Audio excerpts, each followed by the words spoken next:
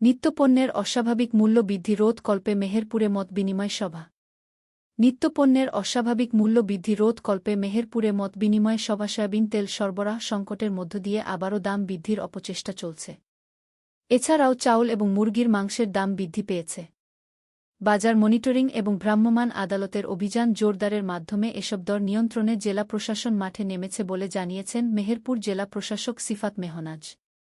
মঙ্গলবার দুপুরে মেহেরপুর জেলা প্রশাসক সম্মেলন কক্ষে consumer association of Bangladesh cab আয়োজিত এক মতবিনিময় সভায় তিনি একথা বলেন।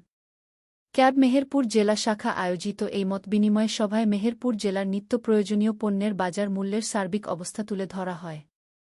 বক্তব্য রাখেন অতিরিক্ত জেলা প্রশাসক তারিকুল ইসলাম, ক্যাব মেহেরপুর জেলা শাখার সভাপতি রফিকুল আলম, সাধারণ সম্পাদক মাজেদুল হক মানিক, চেম্বার সাধারণ সম্পাদক আরিফুল এনাম বকুল সহ ভোক্তা অধিকার সংরক্ষণ অধিদপ্তর, নিরাপদ খাদ্য কর্তৃপক্ষ, কৃষি বিবরণ কর্মকর্তা, ব্যবসায়িক সংগঠন ও ক্যাবের বিভিন্ন পর্যায়ের প্রতিনিধিবৃন্দ।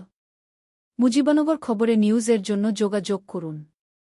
আসফারুল হাসান সুমন, উপদেষ্টা সম্পাদক, মোবাইল 017222266606।